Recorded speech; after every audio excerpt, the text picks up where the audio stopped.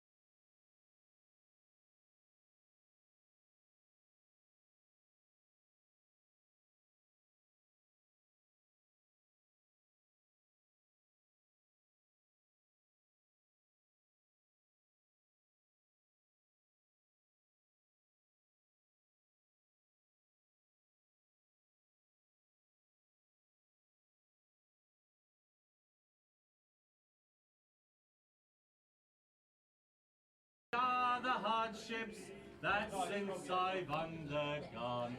Sing woe, me lads, sing woe. Drive on, me lads, drive on. Who wouldn't be for all the world a jolly wagoner? When it's pelting down with rain, me lads, I get wet into the skin. But I bear it with contented heart until I reach the inn. Then I'll sit down a-drinking with the landlord and his kin. Sing woe, me lads, sing woe. Drive on, me lads, drive on. Who wouldn't be for all the world a jolly wagoner?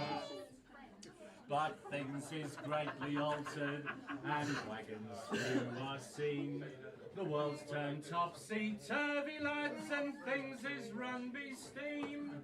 But the whole world passes before me, just like a morning dream. Sing woe, me lads, sing woe. Drive on, me lads, drive on. Who wouldn't be for all the world a jolly wagoner? Aye, things is greatly altered, but what canners do?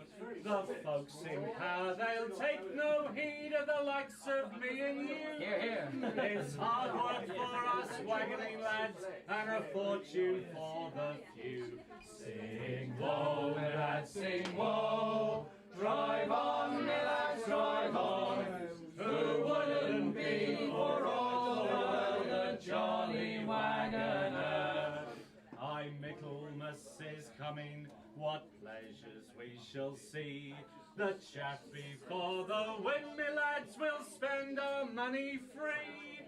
And every lad shall take his lass, and he'll have her on his knee. Sing woe, me lads, sing woe. Drive on, me lads, drive on. Who wouldn't be for all the world a jolly wagoner? Sing woe, me lads, sing woe. Drive on, me lads, drive on. Who wouldn't be for all the world a jolly wagoner?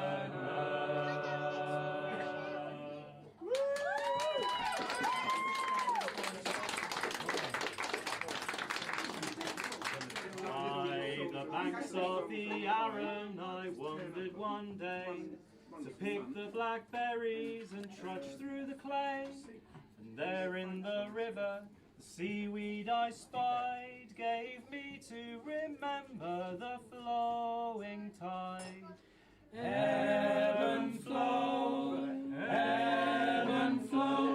the waters of the Arun, they ebb and flow. In from Little Hampton she flows with the dawn, through Arundel and Southstoke and on through the Mourne, and just for a moment in Pulborough abides, then back to the sea with the ebbing tide.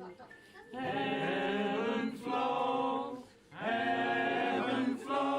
the waters of the Arun, they ebb and flow. My parents have always walked there by the tide, with their children and a faithful old dog at their side. The dogs are succeeded and we change and grow, but the waters of the Arun still ebb and flow.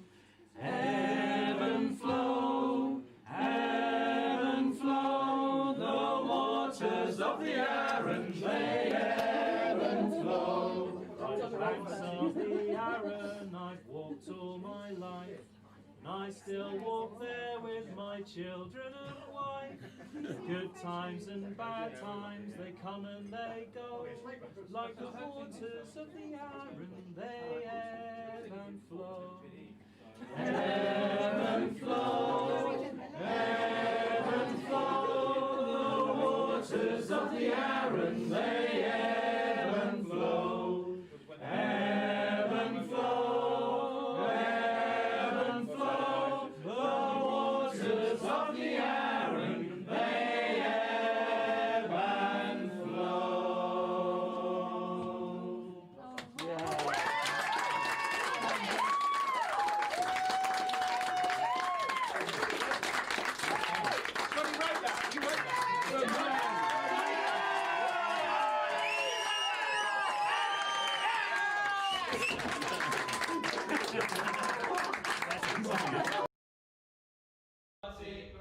Rolling down to old Maui. Once more we sail with a northerly gale through the ice and wind and rain. Them coconut fronds, them tropical lands we soon shall see again. 6 hellish months we've toiled away on the cold Kamchatka Sea, but we're homeward bound from the Arctic ground, rolling down to old Maui, rolling down to old Maui, me boys, rolling down to old Maui.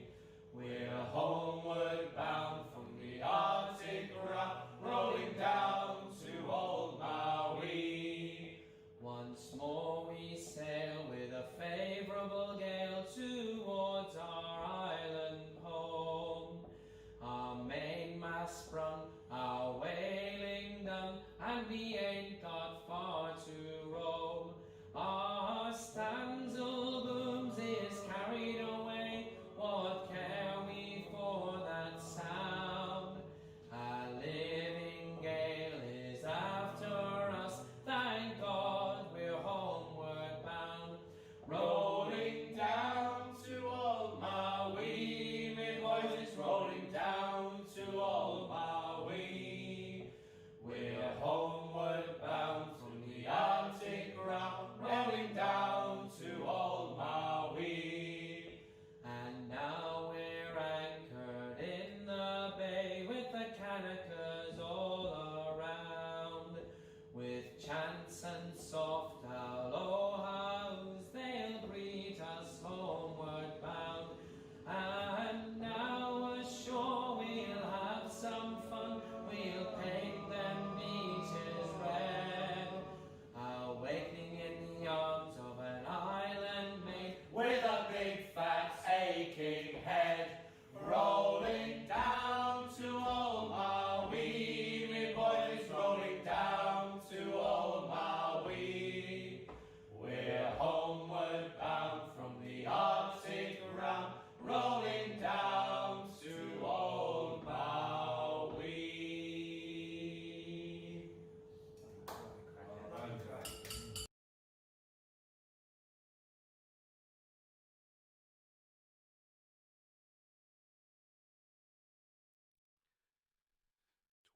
So scarce in Sussex, the downs were in bloom, and we marched up the high down to welcome the moon. Back down to the alehouse, what fine songs we sang.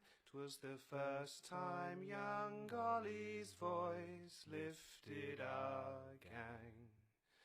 The first time young Golly's voice lifted our gang. Oh, February 14th will not e'er be the same, since our friend has stopped singing, he sailed away. There'll be no more flowers, no cards to be had, since Valentine's taken our collier lad. Valentine's taken our collier lad. There's a blight on this country, all young men beware. If there's a black dog upon you, I beg you to share. Your friends and your families, please let them all in. And don't let the dreadful Saint Valentine win. Don't let the dreadful Saint Valentine win. 'Twas Wassail in Tarring, the Morris were free. On the last night I heard him, we screamed at the trees. Like the last night I heard him, he's here with us now. So let's raise a glass toast and all drink to our pal. Let's raise a glass toast and all drink to our pal. Down from London town, John Kanaka-Naka-Too-Rye-Ay. Where all the girlies they come down, John Kanaka-Naka-Too-Rye-Ay. Too-Rye-Ay, oh, Too-Rye-Ay. John Kanaka-Naka-Too-Rye-Ay. I thought I heard the old man say, John Kanaka-Naka-Too-Rye-Ay. One more pull and then he lay. John Kanaka-Naka-Too-Rye-Ay. Too-Rye-Ay, oh, Too-Rye-Ay. John Kanaka-Naka-Too-Rye-Ay. Oh, haul, oh, haul, oh, haul away. John Kanaka-Naka-Too-Rye-Ay. Oh, haul away and make your pay. John Kanaka-Naka-Too-Rye-Ay. Too-Rye-Ay, oh, Too-Rye-Ay.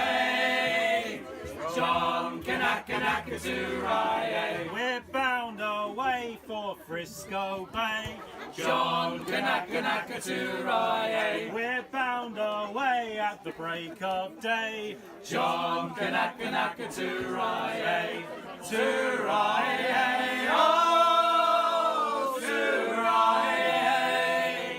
John Kanaka-Naka-Too-Rye-Ay. Too-Rye-Ay, oh, Too-Rye-Ay. John Kanaka-Naka-Too-Rye-Ay. Yeah.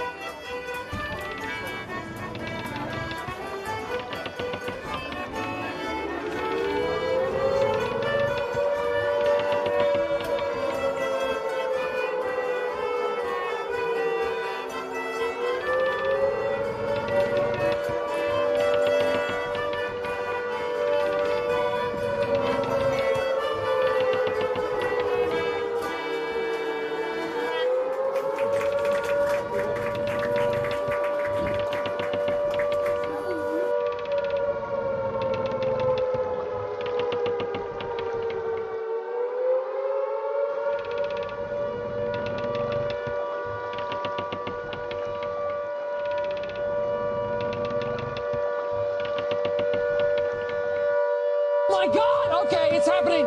Everybody stay calm. What's the procedure, everyone? What's the procedure? Stay calm. Wait. Everybody calm down. No.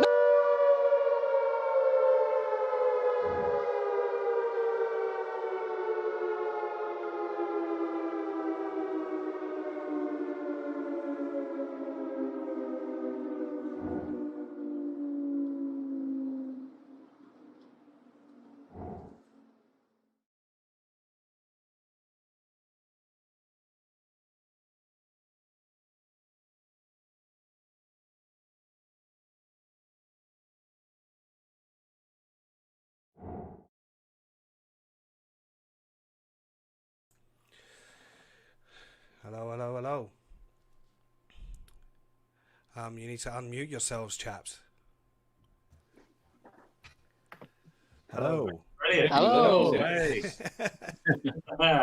Excellent. Are we streaming live now? We are, yes. Live to the world. Amazing. Fantastic. Well, excellent. Well, good evening, everyone. And welcome to our virtual Wassail. Wassail. You got there before me. If you've ever been to a Wassail before, you will know that every time someone says Wassail, Wassail. you need to join in with a hearty Wassail! Or maybe a Sussex alternative that we might be finding out about a bit later from Chris. So, let me kind of give you a bit of a lowdown of what we're doing this evening. I'm Johnny from the Duck Pond Sailors, and we've also got Steve here. Steve, can you say hello? Hi. Yeah, hello. Hi, everyone. We've also got Graham. I don't know why I'm pointing to people because they're just sort of, I can see. Hello. And we've also got Dave. Evening all. We've got Chris. And we have two special guests this evening. We have got, all the way from deepest, darkest Bognor, we have our very own green man, Mr. Giles Cottrell. Looking absolutely resplendent in his green man outfit. Fantastic. And we also have a very special guest, Sam Nightingale of Nightingale Breweries. He's going to... Cider. Sorry. Beg your pardon. Yes. Nightingale Cider, who is going to be talking to us a little bit later on about his adventures in Ciderland. So, I love the idea of Ciderland, Johnny. That's an amazing idea. I want to go already.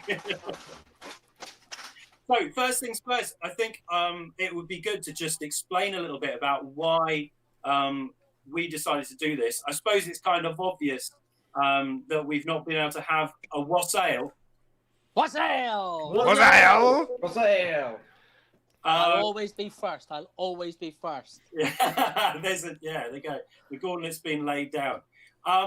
But we've been enjoying going to Wassails for the last... Wassail! Yeah, that's going to get annoying. You'll have to use a different word. The first one we went to, we were invited to by Chris back a few years ago. Was it 2017 maybe? Yeah, 4 years. 4 years ago. We went along to the Wassail in Tarring. And we really enjoyed singing there. Just a few of us at that time. I think it was just Steve and me and Chris.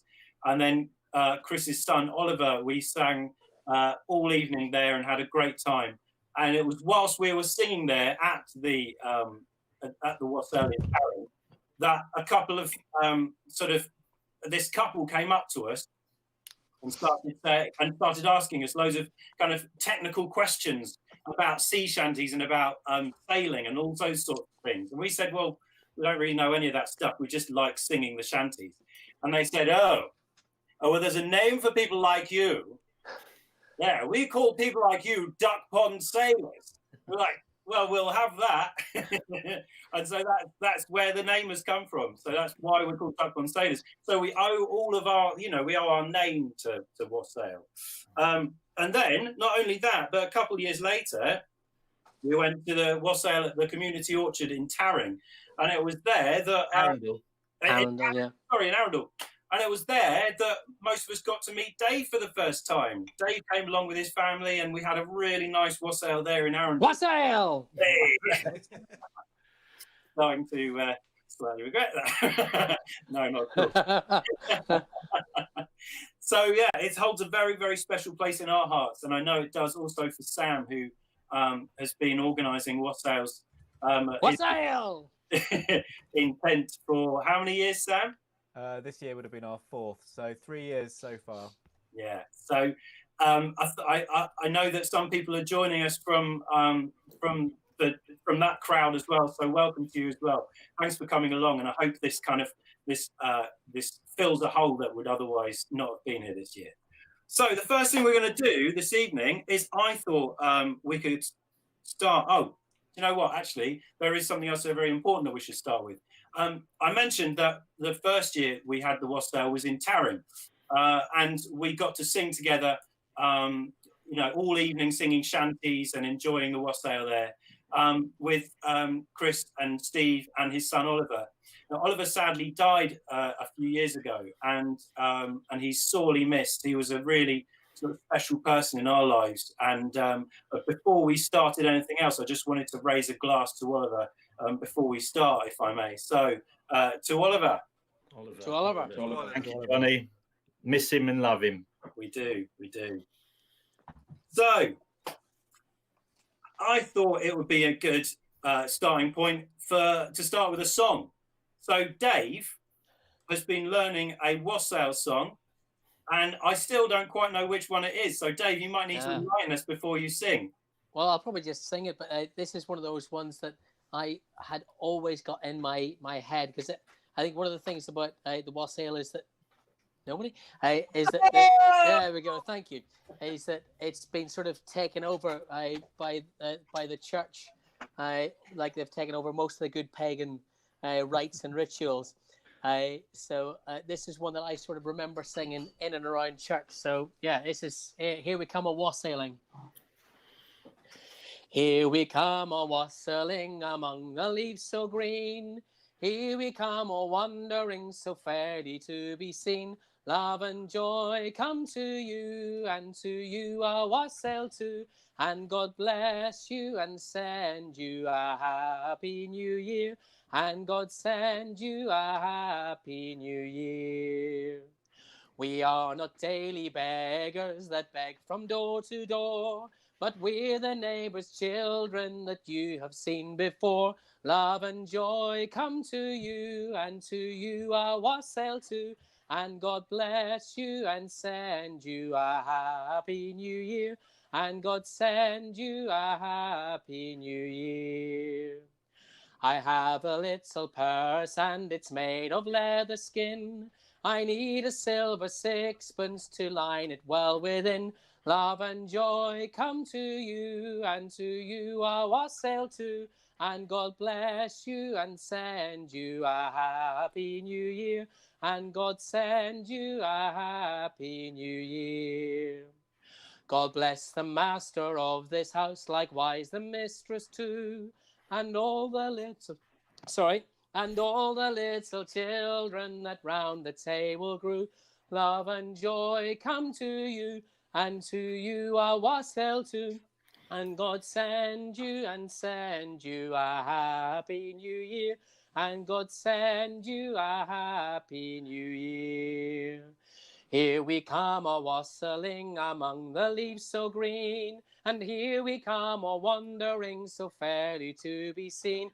Love and joy come to you, and to you a wassail too. And God bless you and send you a happy new year.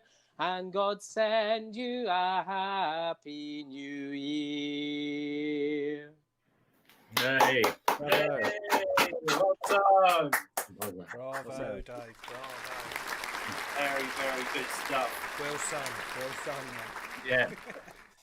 And I guess, Johnny, we ought to explain to people we can't all sing together because of the technology. Annoying latency that it's actually just been the sort of the bane of all singing groups live since the start of last lockdown. And people quickly discovered that because of latency online, you can't sing at the same time. It was, bless them, this whole shanty craze that's been happening over the last few days.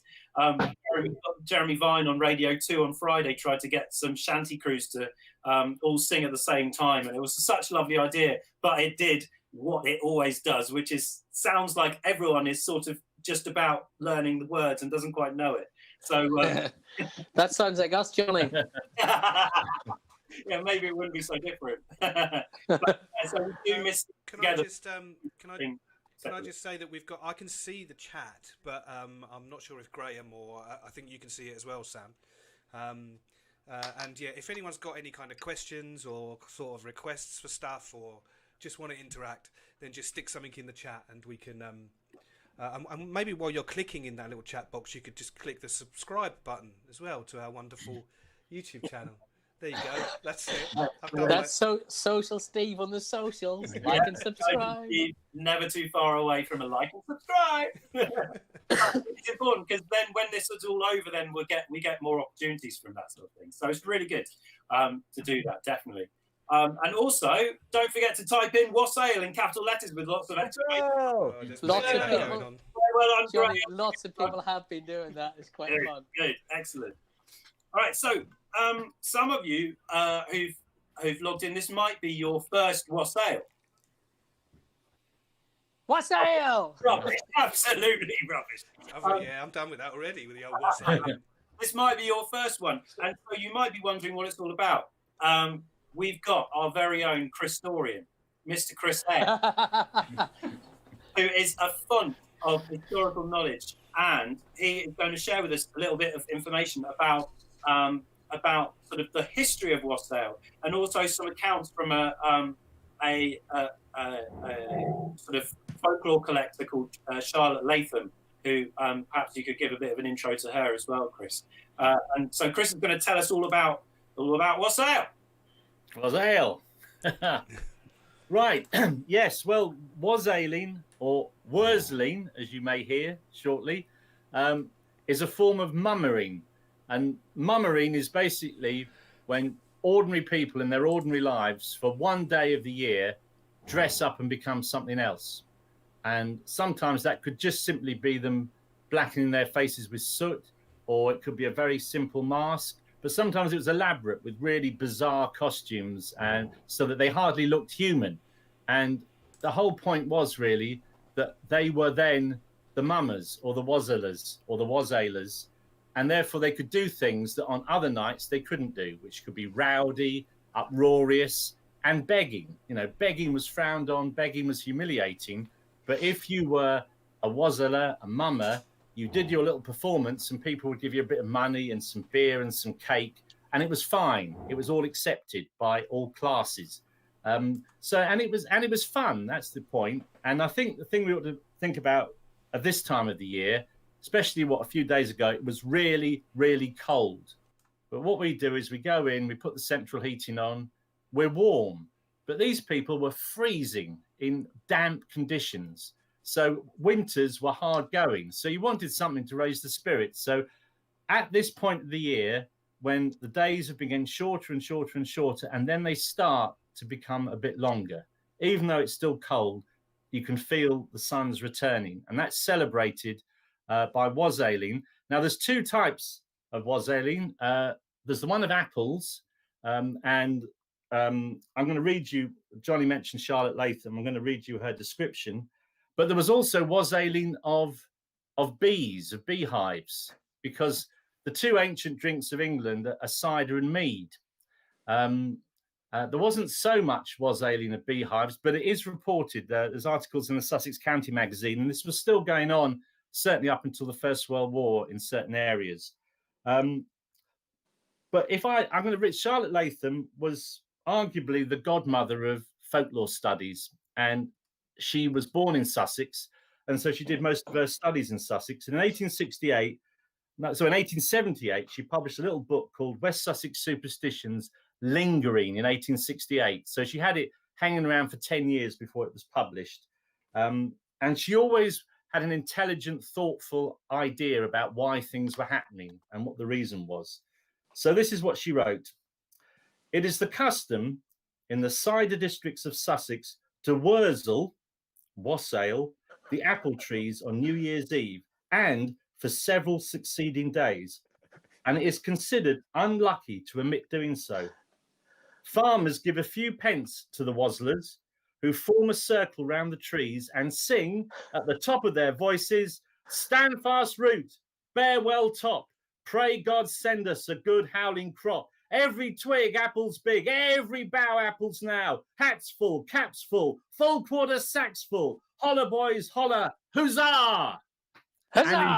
And indeed, Wassail. Ah! And she then goes on to say, and then all shout in chorus, with the exception of one boy who blows a loud blast on a cow's horn. Last New Year's Eve, the mother of a sick boy told me that her poor child was sadly put out because he was not able to go and wazzle his grandfather's apple trees. And it is quite certain that both mother and child expected a total failure of the apple crop in the grandfather's orchard to follow the omission. Now, not everyone was keen on wazzlers, and some moralists weren't keen, and one of them was the Vicar of Amberley, I think in the 1870s, and he really didn't like his parishioners going out wazzling. He thought it was all pagan and drunk, and it was all begging, and it wasn't good at all. And after one very, very long wazzling session, this is the 1870s, so the railway has arrived, and the railway goes past Amberley. And sadly, one of the wazzlers, who'd been having an awful lot of cider, went to sleep. Unfortunately, he was sleeping on the railway, and the train in the next morning came over and killed him. And the vicar preached a sermon showing the moral danger of wazzling. And they should learn from this warning never to wazzle again. But we just say, Wassail. Wassail! But don't go near any railway tracks. No, if you're out tonight, please don't go to sleep on a railway track. It's a very bad idea. I would have said that's more the moral than the wazzling bit. Probably the falling asleep on a railway track. Yeah. The final bit I could mention as well is that the wazzling could take place really from, I think the earliest would be Boxing Day, and the latest would be Old New Year's Eve.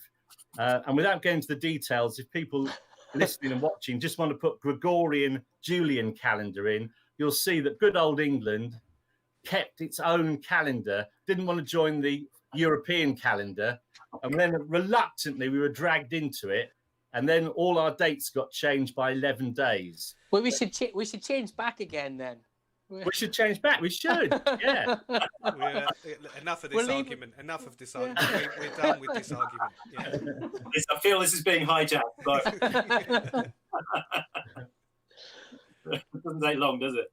And that's fantastic.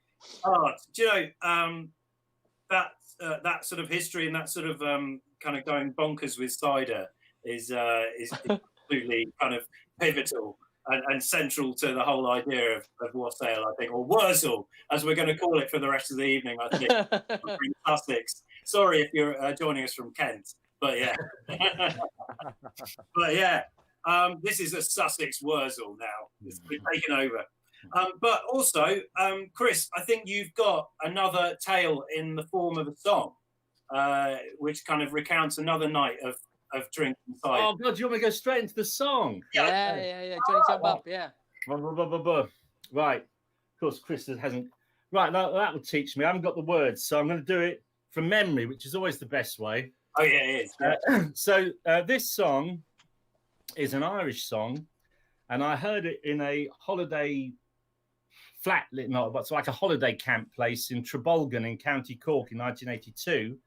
And the song mentions Youghal, which is a little town on the coast in Cork. And having heard the song, we decided to go to Youghal to see all the places mentioned in the song. It's an Irish song, but what I would relate it to is that for 3 years, we lived down in Newton Abbot. And in Newton Abbot, it's the cider bar. It's one of only 4 licensed cider bars left in England. All they sell is cider and country wines, nothing else. And all through the week, there were just a few old men in the cider bar. But at 7 p.m. on Friday and 7 p.m. on Saturday, the youngsters would swarm in to drink the roughest, cheapest cider that they called diesel. And truly, it was like something out of the bowels of hell by 8 o'clock. With people falling over, shouting. Completely normal people were transformed. And so my direct experience of the cider bar at Newton Abbot, I think, relates to this song, even though it's an Irish song. So I'm going to take a bit more cider. Delicious song. We'll talk about in a moment. Yeah. It's called Johnny Jump Up. It's not about Johnny himself, but, you know, it could be if he was drinking it. There's only ever Johnnies in songs. It's unbelievable. Yeah. Oh, I get around. He does. Right. I'll tell you a story that happened to me one day as I went down to Youghal by the sea. The day it was hot. And I'm going to start lower.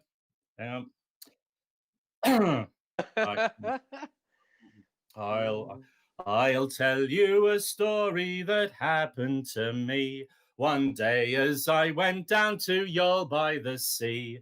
The day it was hot and the sun it was warm. Says I, a quite pint wouldn't do me no harm. So I went and I called for a bottle of stout. Says the barman, I'm sorry, all the beer is sold out. Try whiskey or paddy, 10 years in the wood. Says I, I'll try cider, I've heard that it's good. Oh, never, oh, never, oh, never again. If I live to 100 or 110, I fell to the ground and I couldn't get up. After drinking a quart of the Johnny Jump Up. After leaving the third, I made straight for the yard, where I bumped into Brophy, the big civic guard. Come here to me, boy, don't you know I'm the law? I upped with me fist and I shattered his jaw. He fell to the ground with his legs doubled up, but it wasn't I hit him, 'twas Johnny Jump Up. The next one I met in Youghal by the sea was a cripple on crutches, and says he to me, I'm afraid of me life, I'll be hit by a car. Won't you help me across to the railwayman's bar? After drinking a quart of that cider so sweet, he threw down his crutches and danced down the street. Oh, never, oh, never, oh, never again. If I live to 100 or 110, I fell to the ground and I couldn't get up. After drinking a quart of the Johnny Jump Up, I went down the Lee Road a friend for to see, and they call it the Madhouse in Cork by the Lee. And when I got up there, the truth I did tell, they had the poor bugger locked up in a cell. The guard testing him say these words if you can. Around the rugged rock, the ragged rascal ran. Tell them I'm not crazy, tell them I'm not mad. 'Twas only a sup of the bottle I had. A man died in the Union by the name of McNab. They washed him and cleaned him outside on a slab. And after O'Connor his measurements did take, his wife took him home to a bloody fine wake. About 12 o'clock and the beer it was high, when the corpse he sat up and says he with a sigh, I can't get to heaven, they won't let me up, till I bring 'em a quart of the Johnny Jump Up. Oh, never, oh, never, oh, never again, if I live to 100 or 110. For I fell to the ground and I couldn't get up, after drinking the quart of that Johnny Jump Up. Hey! Hey. Bravo! Huzzah! Bravo! Huzzah. Nice, good work. I think we can all relate to that at some point. That's a regular Friday night, isn't it? Yeah, definitely. There's an amazing place in Bristol called the Corrie Tap. It's a little, just it sells one kind of cider, but they only sell it in half measures. But they provide pint glasses. So so you can sort of obviously buy 2 halves and then just dip them into one and regret it very much after the next few moments. But yeah, good, powerful stuff. Amazing. All right. So yeah, so just hi to Pete in the chat and hi to James Quattro or Troff. I don't know how you pronounce it now. Now you're an actor. But James, do you remember James sang with us? Yeah, brilliant. Oh, yeah. We've been messaging each other. So good to see James. I tell you what, we're friends on TikTok. Here we TikTok, go. here we go. With the kids. And James sang with Oliver, and James got an excellent voice. Yes. Yeah, he's got a great voice. Yeah. We'll have to nab him at some point soon, for sure. When we're all allowed back out again, it would be great to, get out for a pint, and James can join us for a beer and a sing. That would be wonderful. Yeah, we'll do it. Awesome. I'm very good. Don't know what I was going to say there. I just want, because I can still see everyone. Does it just zoom in on just the person who's talking? Is that how it works? I've got everyone. Yeah, it is. The way that it's streaming is that the person that's talking is the big screen. Oh, so if you've got it in tile view, then that's all good. But it's what I've got here that's streaming out. So yeah, I've got everybody just popping up when they speak. I just feel like you should therefore give us a quick flash of the Green Man again, because he just looks so awesome. Don't give us the flash, Green Man. Can you click on him? Turn your mute off for a second, Giles. We've had to mute Giles because there's a bit of a feedback loop. But turn your and say hi or something, or do something, and then you'll go big screen. He's still mute. He's still mute. Yeah. No. Hang on, let me see if I can unmute you.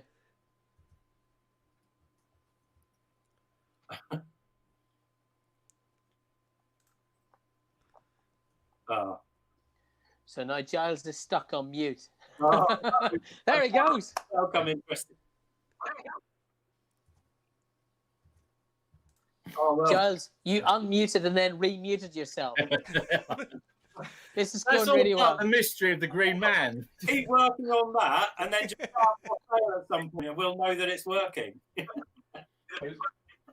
Go now, Giles. How Go. about now? Yeah. Yeah. Wassail! Wassail! Wassail! Wow. Yeah, That's good. the enigma, man. You hanging in all right? Yes, all good. Awesome, excellent. I just thought I'd check. I just want people to see that you're there. And Sam, we're coming to you in a moment. Yeah. Before we come to Mr. Sam Nightingale, we are going Better remute, Charles. Yeah. Yeah. Sorry, I just felt like people need to see that. It's a hell of a get up. It is. Now we want to talk about this beautiful cider. So, 2 things we're going to talk about. First of all, Graham is going to treat us to a sort of potted history of cider and cider making. Well, it's more about apples. More about and medieval cider in Sussex. Right, fantastic. So Graham's going to give us everything about apples in a moment, and then he's going to give us hopefully a bit of Fathom the Bowl. Is that on the cards possibly for us?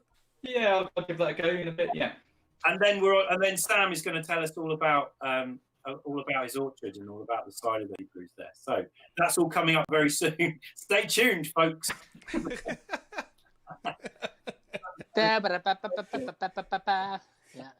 So I'm going to hand over to Graham now. He's going to tell you about the history of apples in England. Yeah. So without apples, we wouldn't have cider, and we wouldn't be doing the wassailing, apart from bees, of course, that Chris has told us about. So maybe next time we could do a bit of a bee wassail or something. But anyway, I'm going to talk about apples, and the main thing I'm going to talk about is where the domestic apples that we eat and use for cider making and cooking came from, and also the wild apple, the crab apple. So I just want to sort of touch on those two subspecies of apples. So apples, the genus of apples is Malus, and there's about 30 to 55 subspecies within that genus. And The crabapple is called the Malus sylvestris, and the orchard-eating and cooking apple is called the Malus domestica. So, sorry, get my notes in order here, otherwise I won't be able to do anything here. So, it's very interesting about crab apples, wild apples. Now, it's thought that they appeared in the British Isles about 8,000 BC. So that's sort of in the sort of mid-Boreal period. It's when the sort of last major ice age, when the ice was retreating. Now it's really hard to get sort of definite evidence about that, because the way they've done it is by looking at pollen samples. And the problem with pollen samples is that it's very hard to tell the difference between the pollen of a pear tree, for example, or a wild service tree and a rowan tree to an apple tree. So it's kind of a sort of educated guess about when the wild apple, the crab apple, came to the British Isles. They also would look at things like wood, waterlogged wood or charcoal. Again, it's very hard to tell the difference between different fruit trees when it's in that sort of stage. So in the British Isles, we've got crab apples relatively early on. And the interesting thing about a crab apple is it's actually a relatively rare tree. So quite often you go in the countryside and you'll see what would look like a wild apple tree, but quite often they're not a true crab apple. They're what's known as wildlings. They're a sort of an escaped apple, basically. They're an apple where the pip's been sort of dumped somewhere and it's managed to grow. And quite often, when you find a true wild apple tree, it's normally by itself in a bit of woodland, and it's just there by itself, very lonely, a single tree. Now, it seems quite weird to think that apple trees would be by themselves, because they're obviously producing all this fruit, and the fruit drops down, and you'd expect other trees to grow. But it seems with apples and with like a lot of other fruits, what's required is that the flesh needs to be removed from the pit before it goes into the soil, before it can propagate. So generally that might be, if it's in the wild, an animal might eat it, go off, do a dump, and then it'd be in the right place where there's a good amount of sunlight, and then the actual apple tree can grow. So quite often, if you find an apple tree in the wild and you think, is this a true wild apple tree? Is this a true crab apple, not a wildling? The way you can tell it is an actual crab apple tree will have thorns on it. It will be a thorny thing. So it'll be very similar, sort of thorny sense, very similar to like a blackthorn or something like that. So that's how you tell a crab apple tree. Now, the next one I want to talk about is our domestic apples, the Malus domesticus. And originally, people thought that our eating apples came from crab apples. But relatively recently, there's been some genetic studies, and it actually comes from a subspecies of apples from Kazakhstan called the Malus sylvestris. I can't even say it. Sylvestris. So that's where it came from. So how did our domestic apples come to the British Isles? Borat. Borat. Borat did it. He brought them over. No, as most things that are any good that come to the British Isles, it was probably the Romans. Now, there's evidence that the Romans were cultivating apples, so the Greeks, and they would have brought apples over here. What have they ever done for us? What have they ever done for us? But there is evidence that before that, crab apples were used for food. They probably would have been used for pressing and made juice out of, but the actual apples that we use, and Sam, chip in whenever you want, because you know far more than I do about the apples that are being used for cider. But the apples that we use would have been probably brought in from the Romans. Now, the interesting thing about apples is if you get an apple pip and you put it in the ground or put it in a pot and you grow it, the fruit on that tree will not be the same fruit, same variety of apple that pip came from. So this makes it a little bit awkward if you want to sort of replicate it. And then clever people came along and used a technique called grafting. And Sam, this is probably something you do or have done. I've had a go at it. I'm not doing it, but I'd like to definitely start doing more grafting. Yeah. So grafting is basically what happens is you have what's known as a root stock. So you have some roots of an apple tree, and then you effectively take a cutting from a tree of the variety that you want, and then you bind them together, and then the two bits knit together, and then you can grow that new tree, and that will have the apples that you want on it.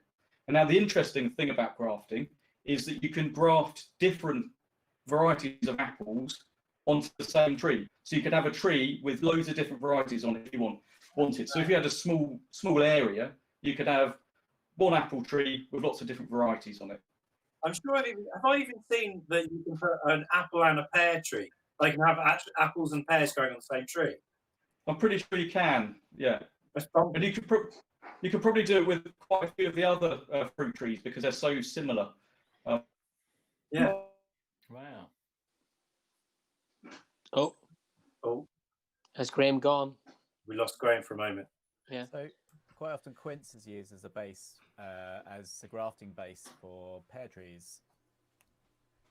They all have all the varieties and the different kind of tangents of fruit have their bases. Cherry, plum, apple, pear. They all kind of stem from the same kind of previous kind of parents. Yeah. Okay.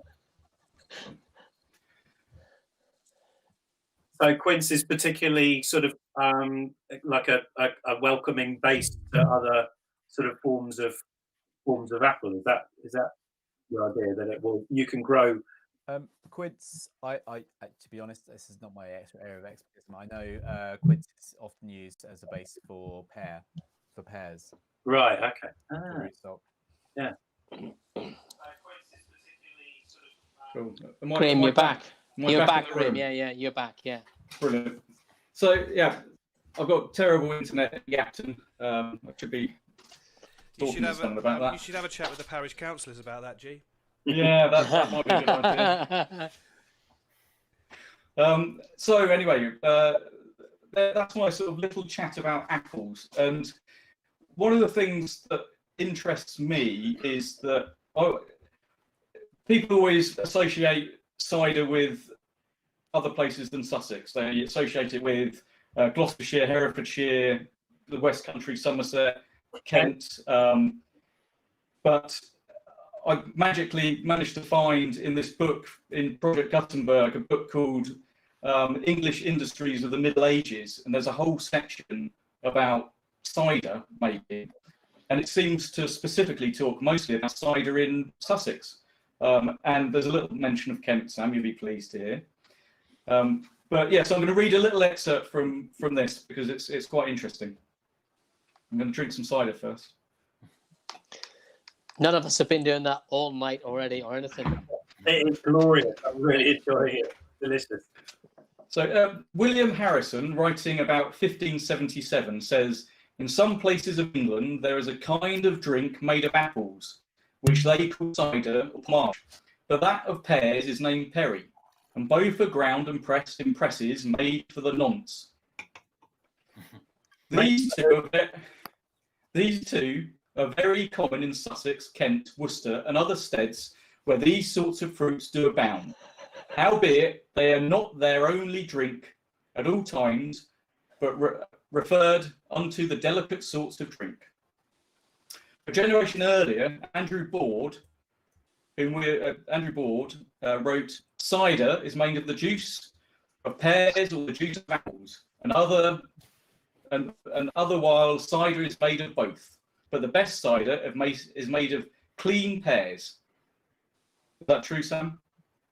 He doesn't distinguish between perry and cider. So this is in the 1500s. Can I just check? Are you hearing me okay properly? Yeah. How are my levels? Are they good? Yeah.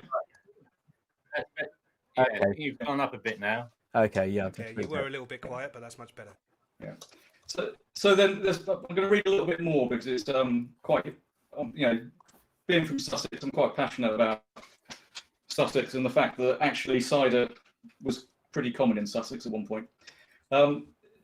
So there's also, we find mention of the latter in 1505. This is talking about the distinction between cider and perry. When a foreign ship entered Poole with a cargo of apples, pears, and 3 ponchons de perry, value of 10 shillings. The reference to perry are not numerous. Cider, on the other hand, we find in constant demand from the middle of the 12th century onwards.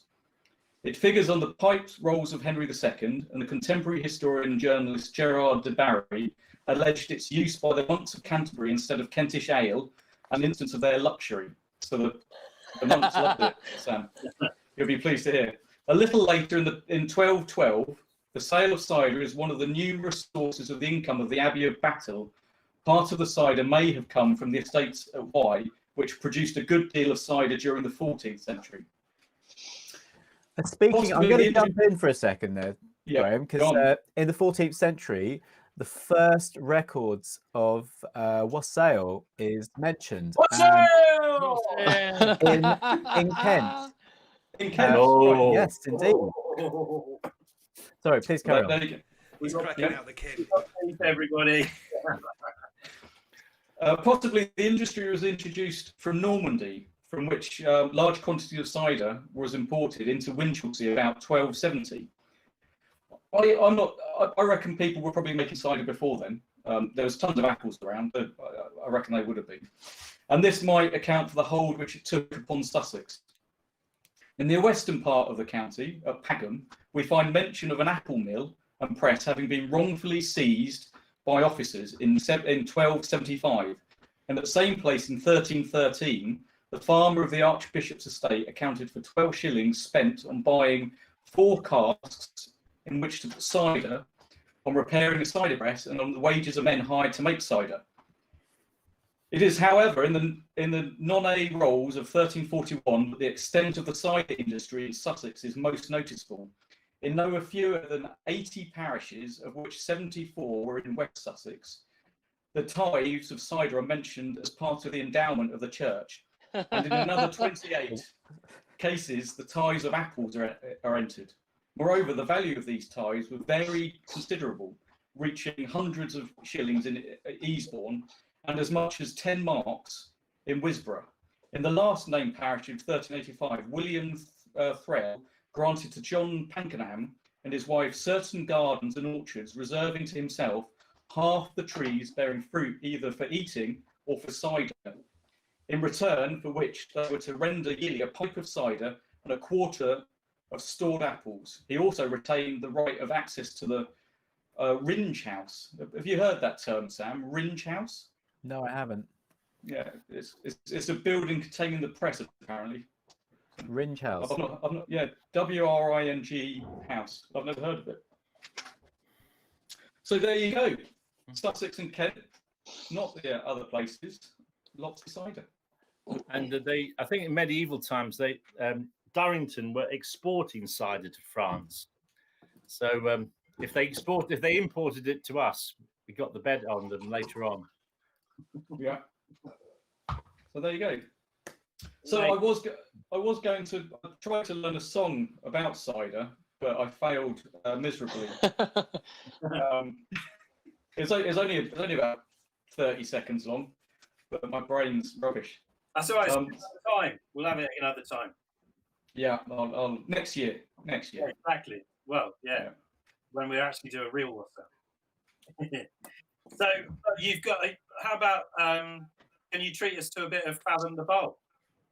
Yeah, I'll sing a bit of Fathom the Bowl. Maybe. Come home, my loyal heroes, giving ear to my song. Be singing the praises, good whiskey and rum. There's a clear crystal fountain near England does flow. Bring me the punch ladle, I'll fathom the bowl. I'll fathom the bowl. I'll fathom the bowl.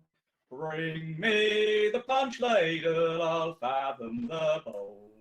From France we do get brandy, from Jamaica comes rum, sweet oranges and lemon.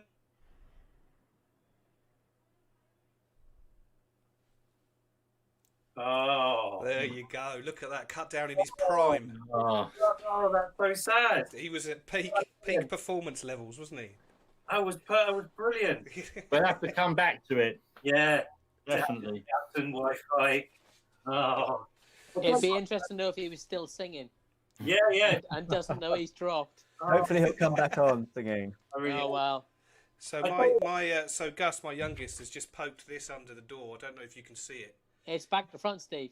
Oh, well, if you can read back to front, it says nearly 100 viewers and a thumbs up. Oh, how Hey. Yay! Currently 94. So, I tell you what. Whilst we wait for Graham to reappear, that was a night. Oh, he has. You're not I just singing like- anymore, Graham. Are you back? Are you back? Well, there's a little bit of feedback. I can hear myself. Yeah, there is feedback. Yeah. A little bit weird. I tell you, should we just get? Yeah, I think it's all sorted now. Yeah, crack on, Johnny. Yeah. Do you want to carry on singing, Graham? I'm not sure we can get.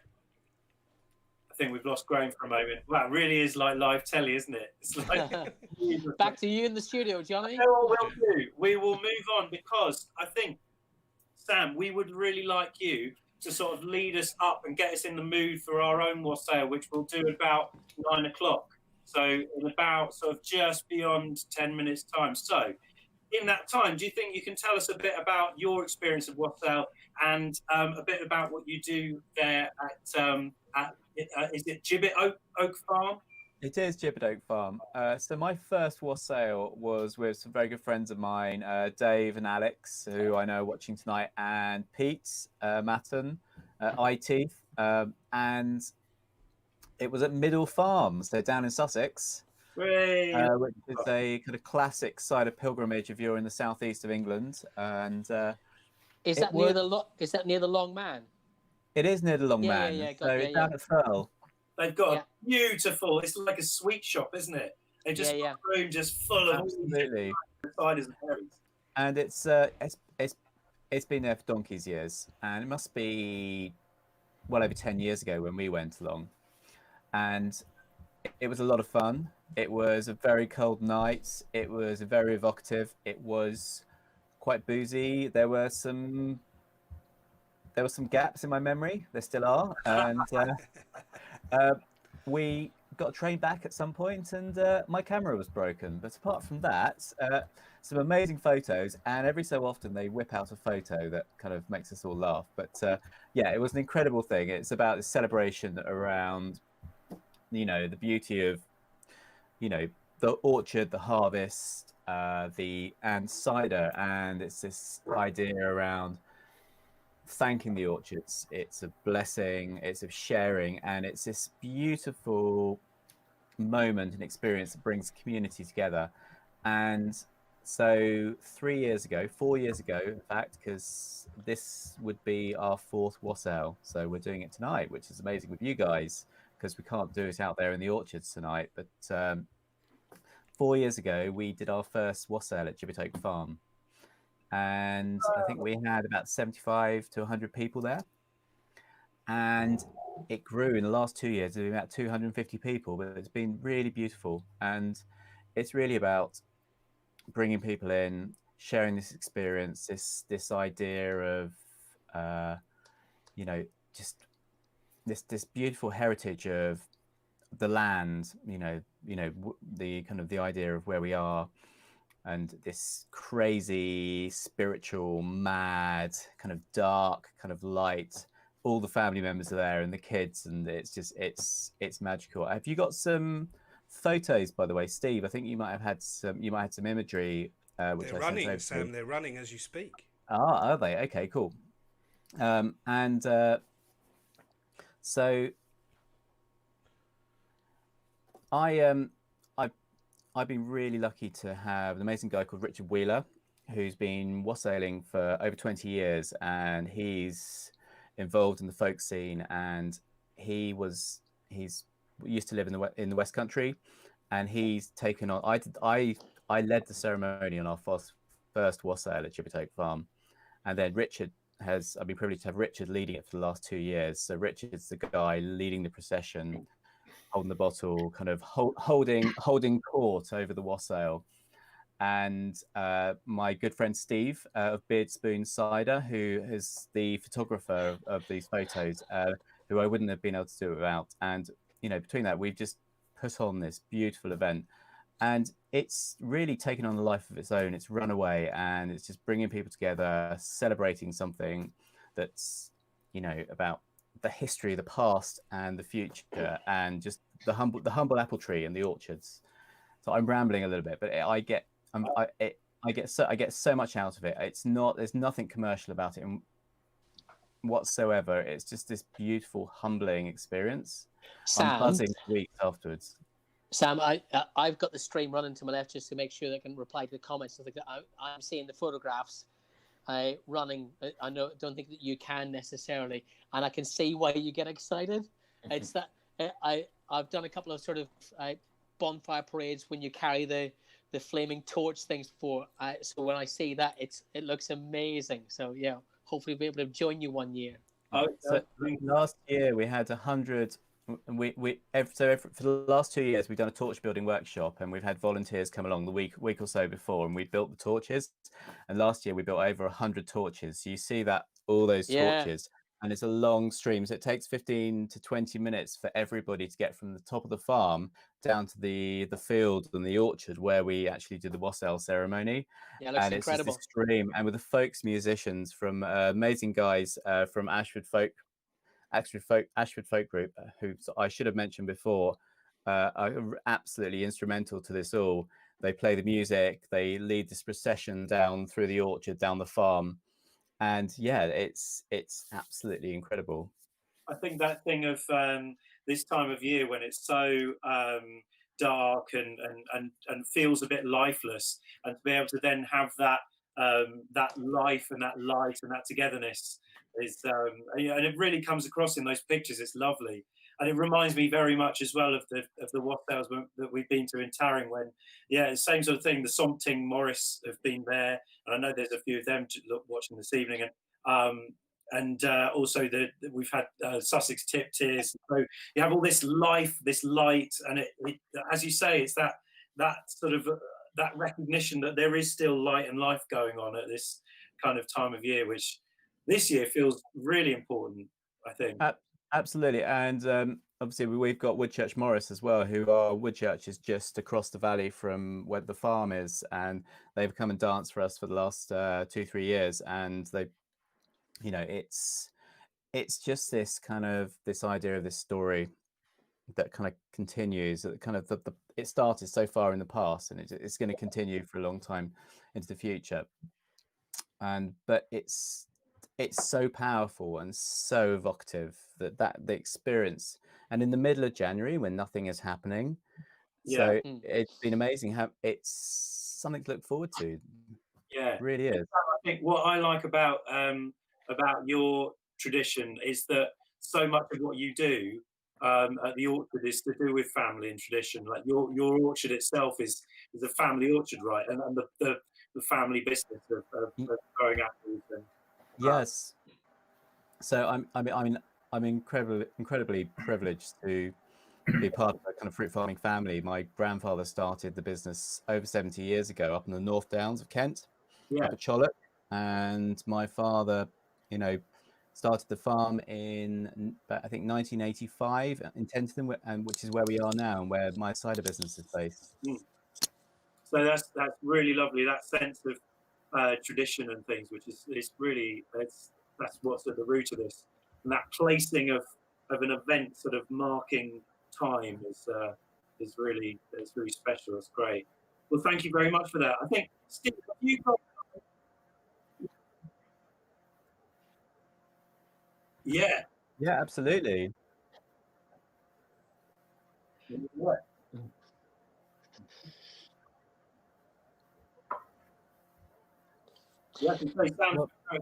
Yeah. No product placement here on this stream whatsoever. None. This is beautiful stuff. Well, Steve, I'm glad you've got the right bottle in the screen for starters. But so I'm a Kentish cider maker. My family's traditionally grown fruit, which is for culinary and dessert fruit. Fruit for the garden. Kent's known as the Garden of England, and I think very much Sussex is part of that as well. And the fruit that's grown, and it's traditionally eating fruit. Whereas in the West Country, you've got traditional cider varieties, these tannic kind of bittersweet varieties that you wouldn't want to eat, but make incredible cider. So the spotlight of cider has always been shone in the past, generally on the West Country, but we're making incredible kind of like fruit-forward, acid-driven, wine-like ciders in our part of the world, and it's just a different expression of cider. So that's what I make. This cider, in particular, the one that I sent out to everybody for the Wassail, is a Wassail! collaboration. I thought, especially in the on the theme of collaboration, which is what this evening is all about. This is a collaboration between myself and a West Country cider maker, Rostam Y, who I massively respect. I think they're one of the best cider makers in the country, and I'm humbled to be able to work with them to make this incredible cider. And I'm it's a perfect drink to toast this evening. They say you toast a ceremony with the best cider you have, and I think right now this is the best cider we have. So, Wassail. Lovely. Wassail. Wassail. And I think the thing, Sam, is with your cider, is that after you've drunk it, the taste that's left in your mouth is the taste of apples. Yeah. Whereas a lot of the stuff you get, it's a taste of something that isn't apple. You just think that you can tell this is just pure apple drink, which is really lovely. It is lovely. Oozy apple. Sam, I gather that you're putting a podcast together that sort of celebrates Wassail as well. Is that right? A little sneak peek there. Yes, that might well be the case. Is that an exclusive? Have we got an exclusive? I think you've got an exclusive. Yes. Of what? Yeah. Blessing. No, no. We were going to tease it out this evening, so I think you might have something there up your sleeve. Is that what you're saying? I just wondered. I may have misunderstood. well,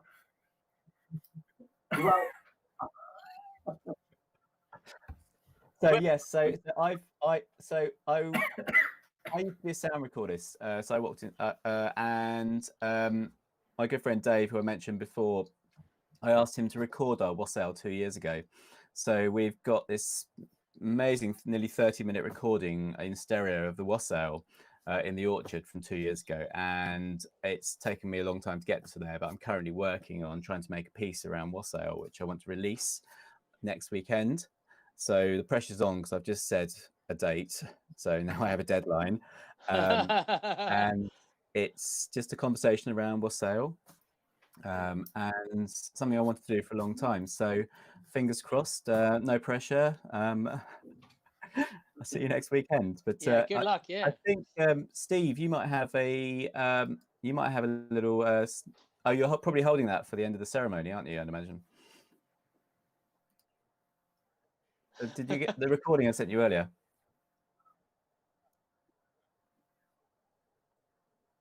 Oh, that's fine. Well, they have to wait a week. It's fine. Okay. That is very exciting to look forward to, and I'm sorry for putting you. So terrible. No, don't apologise. No, it's nice to have a little sneak. It does sound great. I'm very excited to hear that. So we have found ourselves at about 9 o'clock now, and I think it's about time we got on with our virtual Wassail. Wassail! Wassail! For the Sussex listeners, Wassail! Wassail! And we have another song coming as well, isn't there? Well, exactly. And this is a perfect time for us to move back to our beautifully resplendent green man who's been sitting there just in my kind of the corner of my line of sight there all evening, looking amazing, with a sepia tone of a kind of 70s folk horror.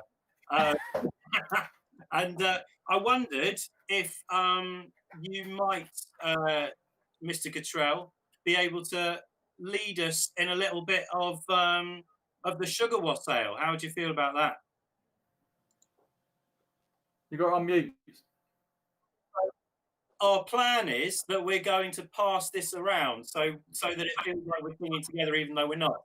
So we'll kind of sing a bit and then not sing a bit. So I think I'm going to sing the first verse, and then I think Giles is going to go in with the second verse.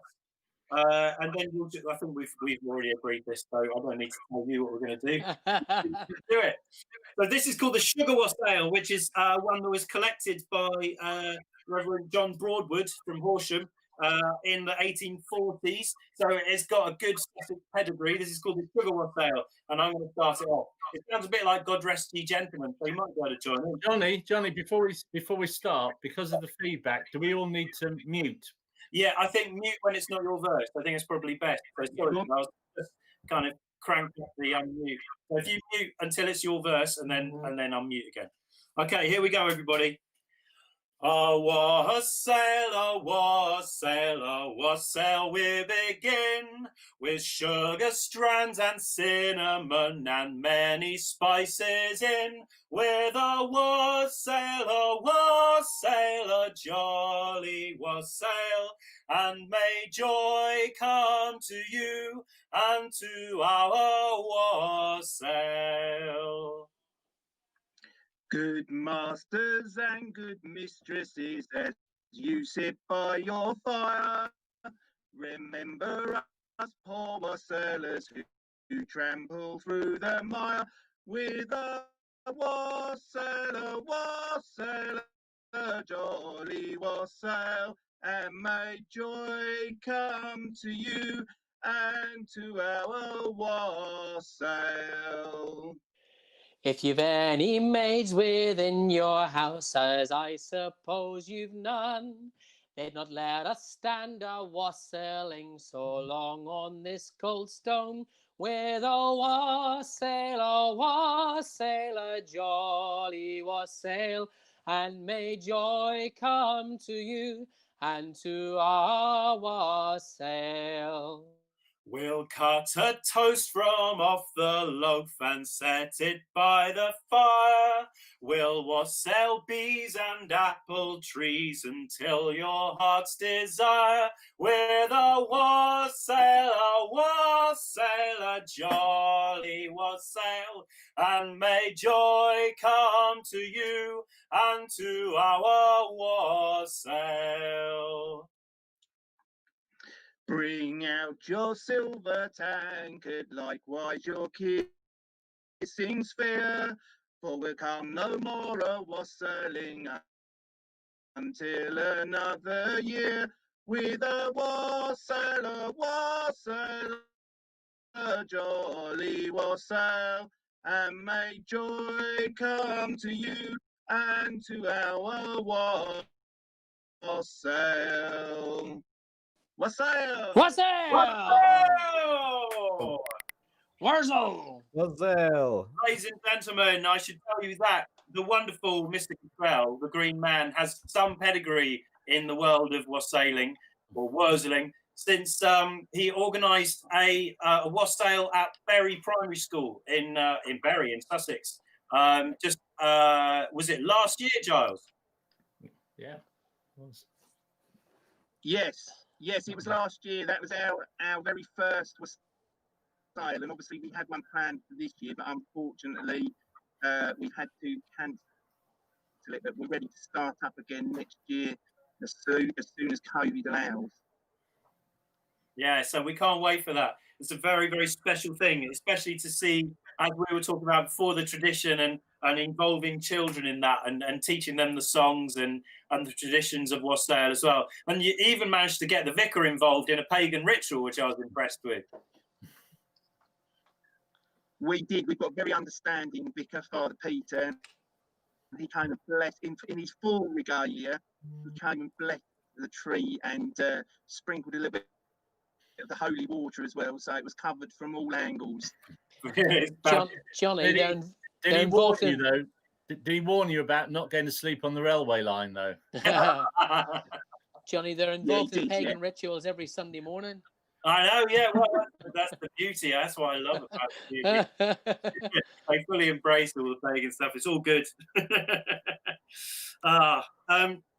Wonderful. So now, we are going to do a wassail with a very special apple tree. Okay, Oh, now, yes. we can't go outside, and so Graham has got our apple tree behind Hey. the mighty. Yay! Wassail! Beauty. But Graham, tell us a bit about the apple tree. Yeah, my son planted a pip from a shop bought Cox's orange pippin. We got no idea what's going to happen to this. If it bears fruit, what those fruit will be, but it'd be interesting anyway. But this is it. It's a bit Spinal Tap, I know, but that's all we got. So here's what we're going to do. We are going to bless this beautiful tree, and we are going to wake this tree up so that it is ready to start bearing fruit. Who knows? It may bear these beautiful, juicy fruit come the autumn. Who knows? It may well do, depending on how loud you are. Now, here's what's going to happen. Our wonderful green man is going to do a chant for us. And there are going to be bits where you need to join in. And the most important thing that you're going to need to do is make loads of noise. So if you haven't been to a wassail before, you may not have realised that you need to bring along something to make noise with. So you might need to dash from your sofa now, collect something loud. I've got a pan and a wooden spoon. I happen to have... Sorry, I know, it's a little bit... Right. It's Graham's apple tree and Johnny's wobbly saucepan. Yeah, I love it. This is proper Spinal Tap. Oh, look at this. Yes, Dave. And in fact, if you, Giles, do you want to just wave your horn in front of us? I mean, that is a mighty horn, isn't it? So we have this horn is talk of town, I can tell you. Oh, it is. All right, so Giles, I'm gonna hand over to you, and of course, Graham, are you ready? Are you gonna be tying ribbons and pouring a beautiful cider on the tree? I was going to pour some cider into it. I was going to tie ribbons, but it looked really quite pathetic. Yeah. I've got a little bit of Sam's lovely cider, smaller bit, and I'm going to bless it with that. All right. So let's hand over to Giles. You can bring in something if you want to. Here's to thee, old apple tree, whence thou mayst bud, and whence thou mayst blow, and whence thou mayst bear apples in now, all together. Hatful, capful, three quarters, arms full, pockets full, and little heaps under the stairs. And hip hip under the stairs. Hooray!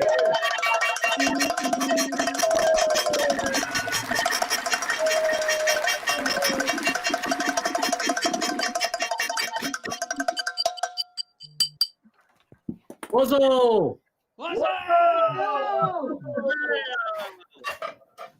Wow, nice. I think that is beautifully picking up the apple tree. Can you do it again, Charles? I feel like we need to do that again so that everyone can really get involved. Can you do it again? Yeah, of course, my pleasure. Here's to thee, old apple tree, whence thou mayst bud, and whence thou mayst blow, and whence thou mayst bear apples in all. Hats full, caps full, 3 bushel bags full, bombs full, pockets full, and little heaps under the stairs. Hip hip, hooray!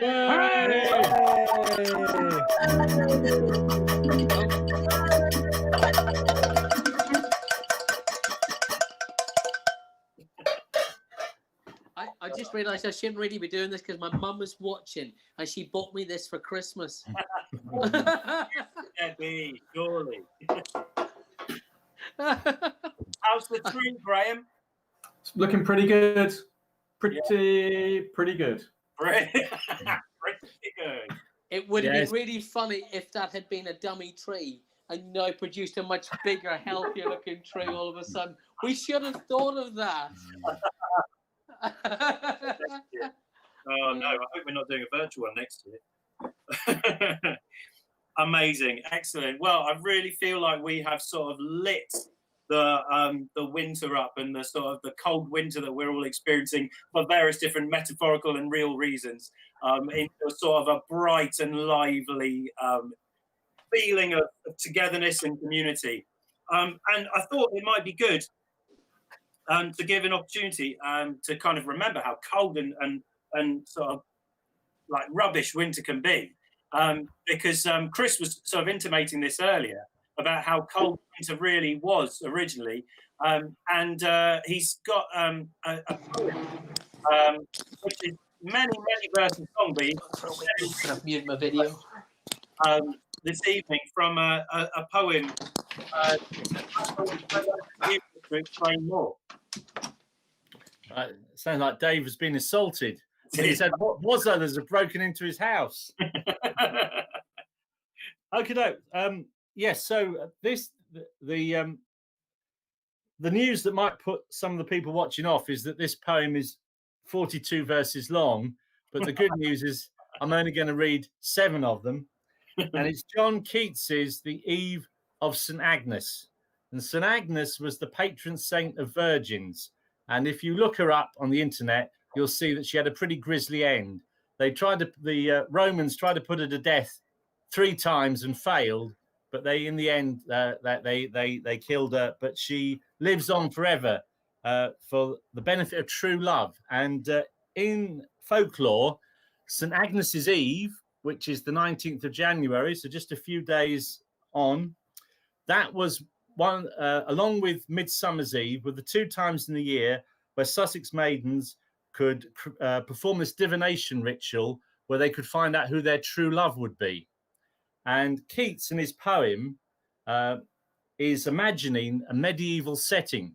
And we know that when he started to write the poem, he was in Chichester in 1819, and it was really cold. And on his first evening there, which was the Eve of St. Agnes, he walked down through Chichester into the cathedral. And this was before the cathedral was restored. So it still had a lot of medieval paraphernalia, pre-Reformation stuff, strange waxen images. And you can imagine it was bitterly cold. There were shadows, there were strange images, and how a young poet, and he was only 23, 24 years old, how that all entered into his imagination. And he's thinking about what he's seen. He's thinking about the Eve of St. Agnes and how the young women would lie at night, perform these rituals, and their lover would come. And in this poem, the woman, Madeline, is the daughter of a baron. And the baron is having a wassail feast. And all are getting drunk and uproarious. But Madeline is just lying on her bed, hoping her love will come. And her love arrives, but you're not sure whether he's a real man or a spirit man. So what I'm going to read, the first 3 verses introduce the beadsman. And he's this holy man, and he's kept on by the baron to pray for the souls. So he knows, the baron knows he's going to do all this wickedness, but he thinks just to keep his options open, he'll have a holy man to pray for all the sin they know they're going to perform the next few hours. So the first verses introduce the beadsman, and then the last verses I read you is the end of the poem, where Madeline and her lover, is he real, is he a spirit, escape from the castle. It describes the cold of the castle, the bitter frost of the early morning, and how they disappear into, is it a real world or is it fairyland? So, and the final thing I'd say by way of background is that written in 1819, 5 years before 1814 was one of the coldest winters ever recorded in Britain. The River Arun froze for 2 weeks. The snow in some parts of England was said to be over 14 foot deep. So that would all have been within Keats's memory. So that's real unbelievable cold. Right.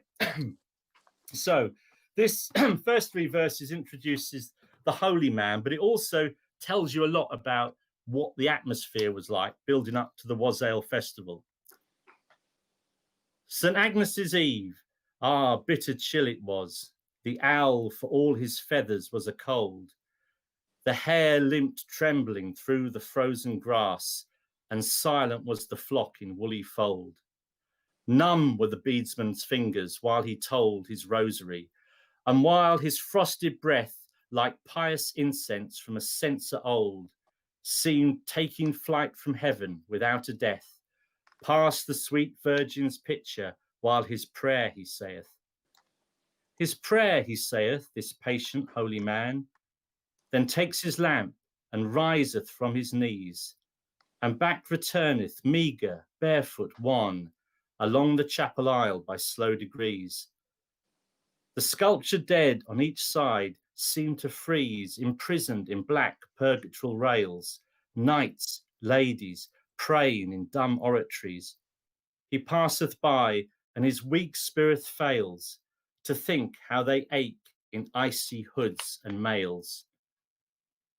Northward he turneth through a little door, and scarce 3 steps ere music's golden tongue flattered to tears this aged man and poor.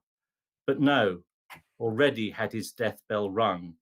The joys of all his life were said and sung. His was harsh penance on St. Agnes's Eve. Another way he went, and soon among rough ashes sat for his soul's reprieve, and all night kept awake for sinners' sake to grieve. And now the final bit, the flight of the lovers. Hark, 'tis an elfin storm from fairyland, of haggard meaning, but a boon indeed. Arise, arise, the morning is at hand. The bloated wassailers will never heed. Let us away, my love, with happy speed. There are no ears to hear or eyes to see, drowned all in Rhenish and the sleepy mead. Awake, awake, my love, and fearless be, for all the southern moors I have a home for thee. She hurried at his words, beset with fears, for there were sleeping dragons all around, at glaring watch, perhaps with ready spears.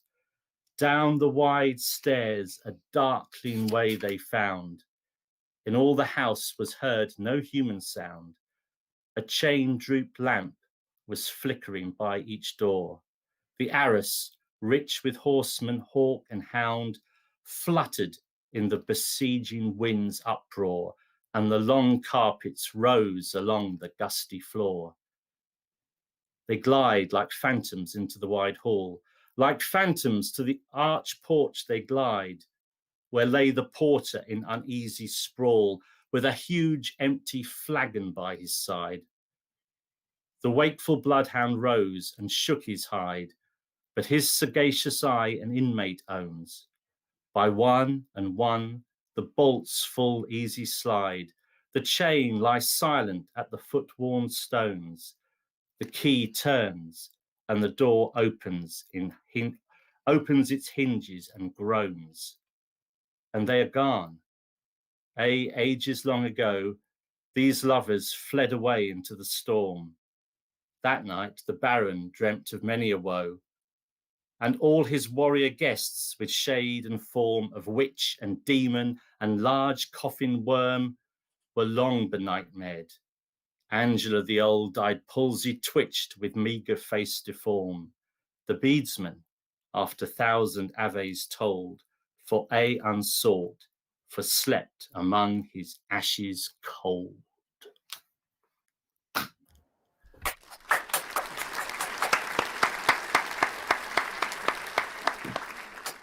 Pretty amazing thing. That was written by someone of 23.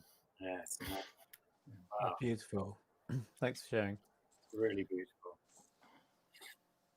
Wow. Follow that. Wow. The power of Keats. Absolutely. It is. It's kind of sums everything up. Absolutely. And hits home that idea that winter is cold and dark and difficult. I wanted to sort of follow that with a song that I've discovered a little while ago in a book called Broadside Ballads, which is great. It's got some great songs in it. I might sing one of the more dirty ones another time, but I thought tonight would be good to sing "Drive the Cold Winter Away." So I thought that would be quite good to follow that poem. So this also has 11 verses, but I'm only going to do 5 of them. So it's like the 7 Drunken Nights, isn't it? With all these poems and songs. Yeah. All right. I like to sing. Yeah. Yeah. All hail to the days that merit more praise than all the rest of the year, and welcome the nights that double delights, as well for the poor as the peer. Good fortune attend each merry man's friend that doth but the best he may, forgetting old wrongs with carols and songs to drive the cold winter away. 'Tis ill for a mind to anger inclined, to ruminate injuries now. If wrath be to seek, do not let her thy cheek, not yet inhabit thy brow. Cross out of thy books malevolent looks, both beauty and youth's decay, and spend the long night in honest delight to drive the cold winter away. This time of the year is spent in good cheer, kind neighbours together meet, to sit by the fire with friendly desire, each other in love to greet. Old grudges forgot and put in the pot, all sorrows aside they lay. The old and the young doth carol his song to drive the cold winter away. To mask and to mum, kind neighbours will come with wassels of nut brown ale or cider, to drink and carouse, to all in this house as merry as bucks in the pail, where cake, bread and cheese is brought for your feast to make you the longer stay. At the fire to warm will do you no harm, to drive the cold winter away. When white-bearded frost hath threatened his worst, and fallen from brotch and from briar, then time away calls from husbandry halls, and from the good countryman's fire, together to go, to plough and to sow, to get us both food and array, and thus with content the time we have spent, to drive the cold winter away. Well done, Johnny. Wassail. Wassail! Wassail. Wassail. Yeah. So, ladies and gentlemen, that is pretty much all that we've got time for at our virtual wassail this evening. And I hope that you've really enjoyed yourselves. I think we should probably have one final farewell from everybody. And so if you would just say one wassail one by one. So a wassail from our green man, Mr. Giles Cottrell. Would you mind unmuting and giving us a wassail? Wassail! Hey. And a wassail from Mr. Chris Hare. Wassail. A wassail from Dave. Being as I'm from the Orchard County, wassail! A wassail from technical genius, Mr. Steve Darkin. Hey. Oh, beauty. A wassail, a pure Kentish wassail from Sam Nightingale. Wassail! A good Sussex wurzel from Graham. Wassail. Hey. It's like a wassail from the Matrix. And a wassail from me. Wassail! Wassail! Okay, and that is kind of all we've got. So, I think, Steve, are you going to sort of play us out or pipe us out with some Duck Pond Sailor songs?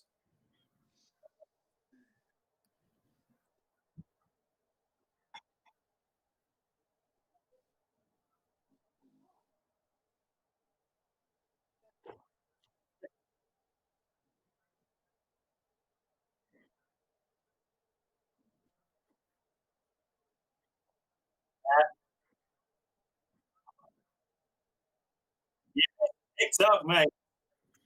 Yeah, there should be a Duck Pond Sailors TikTok video in the next couple of days. So please, for all of your children who use TikTok, make sure they follow the hashtag hashtag Shanty Talk and hashtag Shanty TikTok. So maybe get us seen in a few more places. Really, I think we're joining in with the beautiful Silver Darlings as well. So I think that it's going to be a whole thing there. Shanty community. Yeah. Steve, can people put feedback on to this? Be great to know what people. Yeah, stick some comments on me. They have been, Chris. Oh right, okay, great. All the way along. Okay. Right. Also,